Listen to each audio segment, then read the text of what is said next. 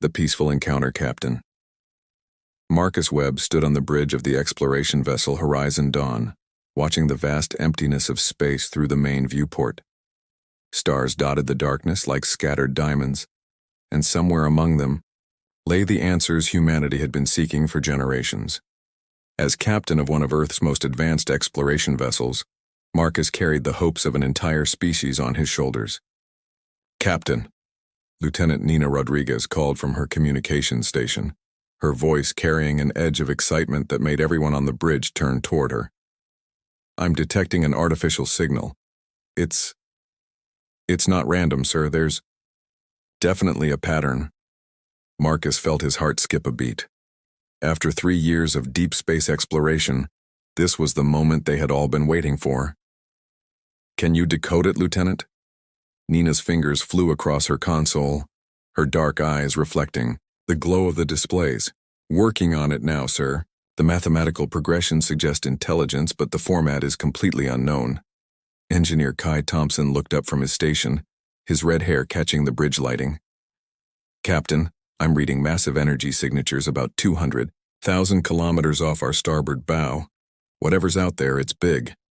"Put it on the main screen," Marcus ordered, straightening his uniform jacket. The view screen flickered and resolved into an image that took everyone's breath away. The alien vessel was unlike anything in human imagination. It appeared to be grown rather than built, with organic curves and surfaces that seemed to pulse with soft bioluminescent light. The ship was enormous, easily 3 times the size of the Horizon Dawn. Yet it moved through space with a grace that seemed almost alive. Dr. Zara Okafor, the ship's xenobiologist and medical officer, moved closer to the screen. Her expertise in alien life forms had prepared her for this moment, but seeing it in person was overwhelming. "The bioluminescent patterns," she whispered. "They're not random. I think they might be trying to communicate." "Nina, are you getting anything from the signal?" Marcus asked. "Yes, sir. I've managed to isolate some basic mathematical concepts. They're sending prime numbers, geometric theorems, and—" "Wait." She paused, her expression changing to one of wonder. "Captain, they've just transmitted what appears to be a greeting. It's rough, but the translation matrix is adapting. They're saying, 'Peace to the travelers of the void.'" Marcus took a deep breath. This was it. Humanity's first contact with an alien civilization. Everything they did in the next few minutes could determine the future of both species. "Open a channel, Lieutenant. Let's make history." The view screen shimmered and suddenly displayed the interior of the alien vessel. The bridge was a marvel of organic architecture, with living walls that pulsed gently with light. And standing in the center was a being that made the human crew stare in awe. The alien was tall and elegant, with pale blue skin that seemed to glow from within. Its features were refined, almost ethereal, with large, gentle eyes that held an ancient wisdom. When it spoke, its voice was translated by their systems into perfect, melodious English. "Greetings, travelers. I am Vectar, researcher of the Ethereal Collective. We have observed your vessel and wish to extend our friendship to your species." Marcus stepped forward, acutely aware that he was speaking for all of humanity. "I am Captain Marcus Webb of the Earth vessel Horizon Dawn. We are honored to meet you, Vectar. Your greeting is most welcome." Vectar's expression brightened, if that was possible for a being whose skin already glowed. "Earth? Yes, we have detected signals from your world. You are explorers like us. Perhaps we might share knowledge?" Over the next several hours, what began as a cautious first contact evolved into an enthusiastic exchange of information. The IDE, Ethereal Collective, it turned out, was an alliance of peaceful species dedicated to scientific discovery and the betterment of all life. They had been exploring space for millennia, always seeking new knowledge and new friends. "Your ship is remarkable," Marcus said as Vectar and another alien, Ambassador Lithana, toured the Horizon Dawn. The ambassador was similar to Vectar, but with skin that shifted between soft green and blue hues. "The way it moves, the organic design, we've never seen anything like it." Vectar nodded appreciatively. Our ships are grown, not built. We work with living systems, guiding their development rather than forcing them into artificial shapes. But your vessel is equally fascinating to us. The redundant systems, the robust construction, it speaks of a very different approach to space travel. Security Chief Bruno Castellanos, a stocky man with graying temples, had been quietly observing the aliens. If you don't mind me asking, why build your ship so differently from ours? Lithana's skin shifted to a warmer green. Our species evolved on peaceful worlds, where cooperation with nature was more beneficial than domination over it. We learned to grow what we needed rather than take it by force. Dr. Okafor, who had been studying the aliens' biology with their permission, looked up from her scanner. Your physiology is fascinating. Your bones are lighter than ours. Your muscle density lower. You're built for worlds with lighter gravity and less environmental stress. Indeed, Vectar agreed. Our home world, Lamethus, is what you might call a garden world. Gentle weather, no large predators, abundant resources. Most worlds in the collective are similar. It has allowed us to focus on intellectual and spiritual development rather than survival. Kai Thompson, who had been examining some of the aliens' technology, whistled softly. Your energy systems are incredible. So efficient, so clean. How do you generate power without any apparent fuel consumption? We harness the natural energy flows of living systems, Lithana explained. Every part of our technology works in harmony with biological processes. It's much more sustainable than the fusion and chemical processes we've observed in your databases. As the tour continued, Marcus noticed that his alien guests seemed increasingly amazed by seemingly mundane aspects of their ship. They marveled at the backup systems, the emergency protocols, the redundant life support. What humans considered basic safety measures appeared to fascinate them. Your ship carries weapons, Vectar observed as they passed the armory, though his tone held no judgment. And extensive medical facilities. Your crew is trained for combat scenarios. Standard precautions, Marcus replied. Space can be dangerous. We prepare for the worst while hoping for the best. The aliens exchanged glances, their skin patterns shifting to colors Marcus was beginning to recognize as concern. Captain Webb, Lithana said carefully, might we ask about your homeworld? The data we've observed suggests some unusual characteristics. Dr. Okafor pulled up Earth's planetary data on a nearby console. Earth is classified as what we call a terrestrial planet. 71% water, diverse climate zones, and by the light of eternity. Vectar breathed, his skin shifting to a pale, shocked white. Your world hosts over 8 million species of life, and they compete for resources. Natural selection, Okafor explained. Evolution through competition and adaptation. Lithana's skin had turned a deep blue. Captain, your planet has volcanic activity, seismic events, severe weather patterns, and predatory species? Well, yes, Marcus said, puzzled by their reaction. Nothing too dangerous if you're prepared for it. The two aliens looked at each other, then back at the humans. Captain Webb, Vectar said slowly, in the terminology of the collective, your world would be classified as a death world. A planet so hostile that only the most adaptable and resilient species could survive. There, the bridge fell silent as this information sank in. Marcus felt a strange mix of pride and embarrassment. We've never thought of Earth as particularly dangerous. It's just home, which explains much about your technology and protocols, Lithana said, her skin shifting to admiring shades of gold. Your people have adapted to survive in an environment that would be lethal to most spacefaring species. Your instinct for preparation, your redundant systems, your warrior training, it all makes sense now. Before Marcus could respond, Nina's voice cut through the conversation with sharp urgency. Captain, I'm detecting multiple ships approaching at high speed. Configuration unknown, but they're moving in attack formation. The mood on the bridge changed instantly. Vectar and Lithana's skin patterns shifted to deep, alarmed purples. No, Vectar whispered. They've found us. Who? Marcus demanded, moving quickly toward his command chair. The Ravagers, Lithana said, her voice trembling. They've been hunting our research vessel for 3 solar cycles. They seek the location of peaceful worlds to plunder. The main screen lit up with tactical displays as multiple hostile contacts appeared on sensors. 5 large, aggressive-looking ships were closing fast, their hulls bristling with weapons. Captain, Bruno Castellano said grimly, those ships are armed for war. If they're hostile. A harsh, guttural voice suddenly filled the bridge as an unauthorized transmission broke through their communications. The face that appeared on screen was a nightmare of scars, metal implants, and predatory eyes. Ethereal weaklings, the alien snarled. You cannot run forever. Surrender your navigation data, or we will take it from your corpses. And what have we here? A new species to enslave? The transmission cut off, leaving the bridge in tense silence. Marcus looked at his crew, seeing determination in their eyes, despite the odds. 5 enemy ships against 2, one of which wasn't even designed for combat.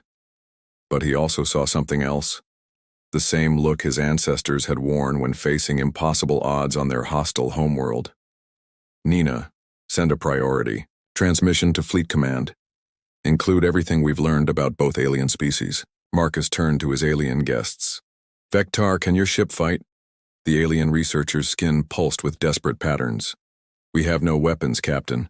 We are explorers, not warriors. Marcus nodded grimly. The peaceful aliens had never needed to learn how to fight. But humans?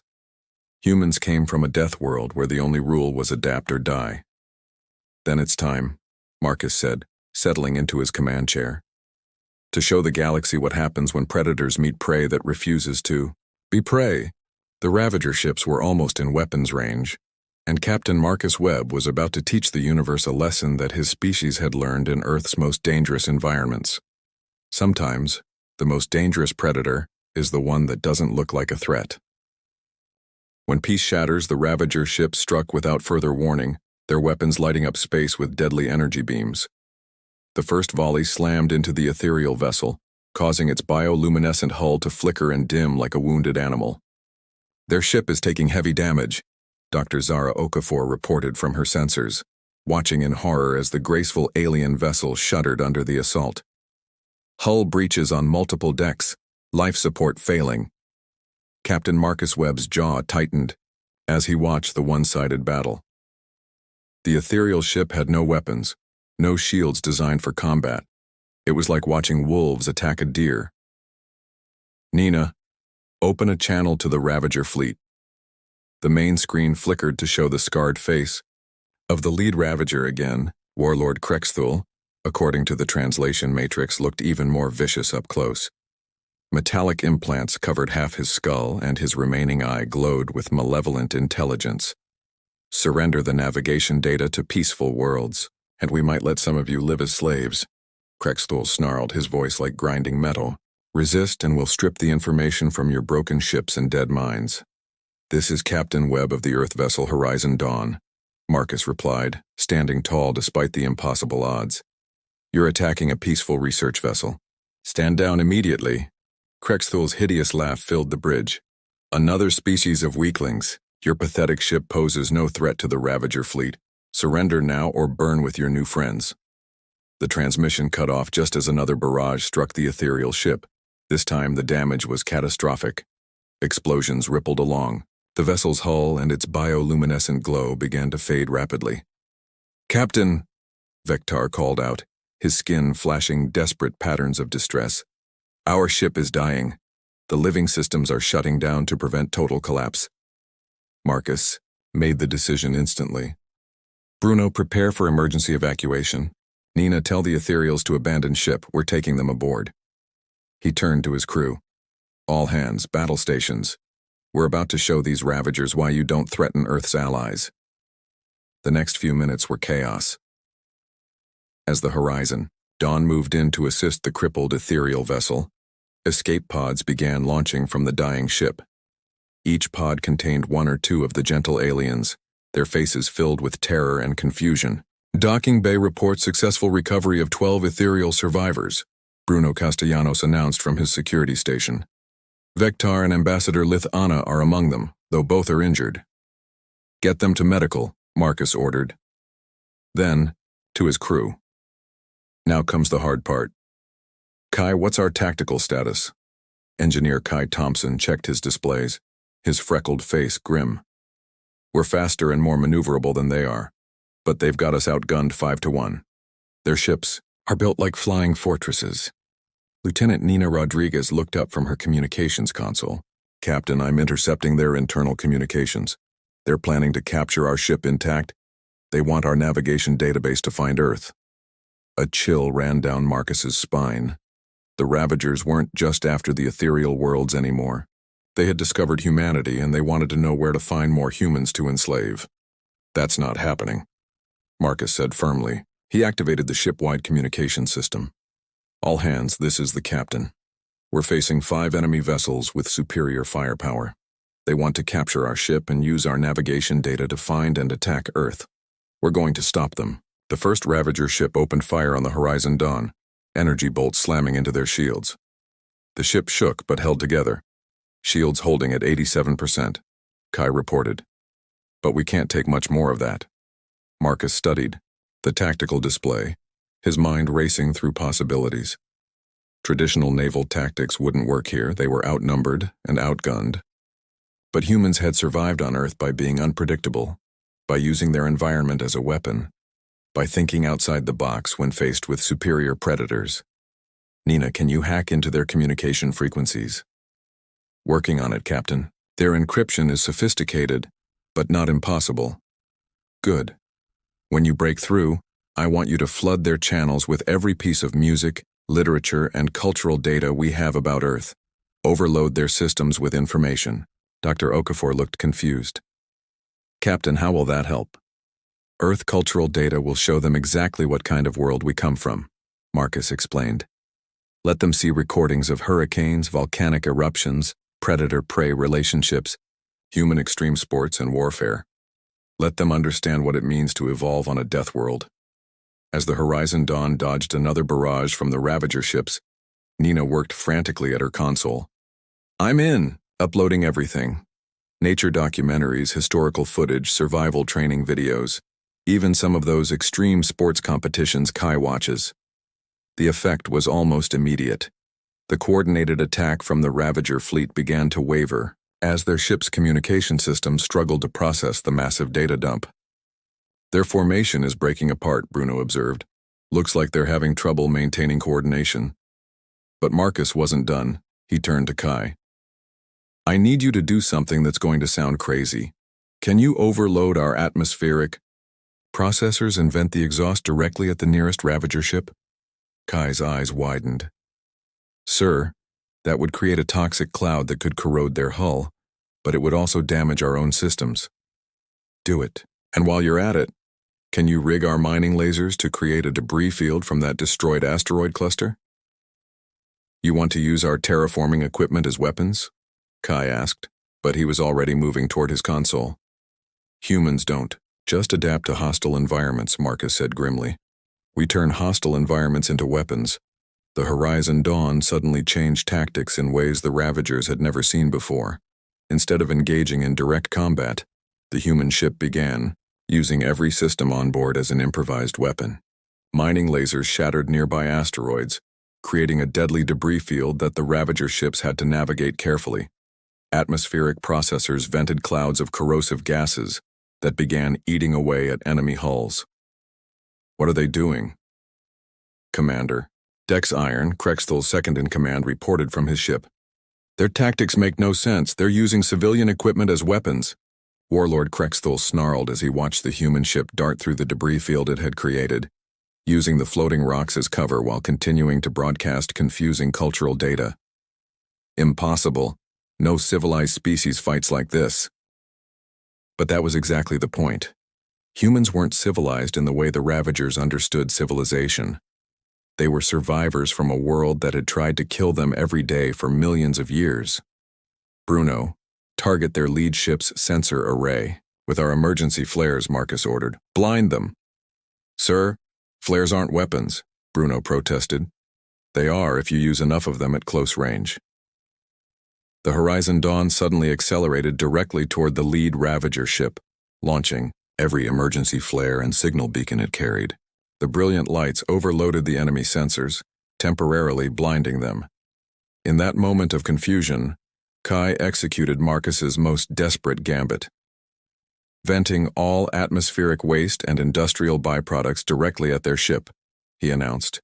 What happened next had never been attempted in space combat before. The Horizon Dawn essentially turned itself into a mobile environmental disaster, spewing toxic clouds, debris, and blinding lights while using its terraforming equipment to create hazardous conditions that its own crew was trained to survive.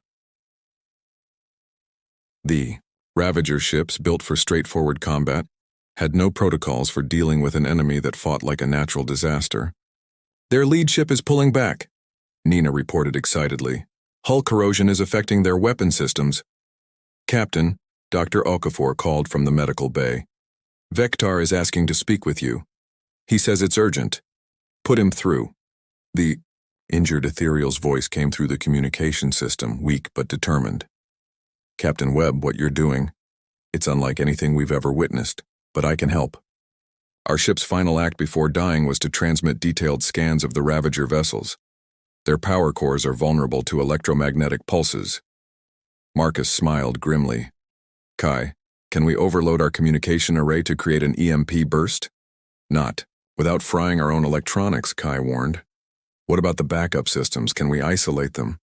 Kai's eyes lit up with understanding. If we shut down all non-essential systems and route everything through backup circuits, yes, it might work. The next few minutes tested every system and every crew member aboard the Horizon Dawn.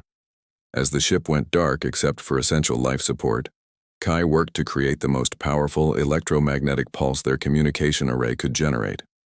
The Ravagers, meanwhile, had regrouped and were preparing for a final assault on what they assumed was a crippled human vessel. Ready, Captain, Kai announced. Fire. The electromagnetic pulse burst from the Horizon Dawn like an invisible wave of destruction. It washed over the Ravager fleet, and one by one, their ships went dark as their power cores overloaded and shut down. In the sudden silence that followed, only the human ship remained active, its backup system still functioning. This is Captain Webb to all Ravager vessels, Marcus announced over an open channel. Your ships are disabled. Your weapons are offline. You have one chance to withdraw from this system and never return. Choose wisely. The response came from Warlord Krexthul, but his voice had lost its arrogant confidence. What manner of beings are you? We're humans, Marcus replied simply. We come from a world that tried to kill us every day for millions of years. We learned to survive by adapting, by using everything around us as a tool or weapon, and by never giving up when faced with impossible odds. You picked the wrong species to threaten. One by one, the Ravager ships powered up their emergency systems and began limping away from the battlefield, leaving behind the wreckage of the ethereal vessel and their own shattered assumptions about galactic warfare. As the immediate danger passed, Marcus made his way to the medical bay where the ethereal survivors were being treated. Vector looked up as he entered, his skin displaying patterns of awe and gratitude. Captain, the alien researcher said softly, when we first met, we thought of your people as just another species seeking the stars. Now we understand why beings from death worlds are so rare in the galaxy. You don't just survive hostile environments, you become them. Ambassador Lithana, bandaged but alert, added, the Ravagers will spread word of this battle throughout their territory. They prey on the weak and peaceful, but they fear what they cannot understand. Today, they learned to fear humanity. Marcus sat down beside the injured aliens. We didn't want to fight. We would have preferred to continue our peaceful exchange of knowledge.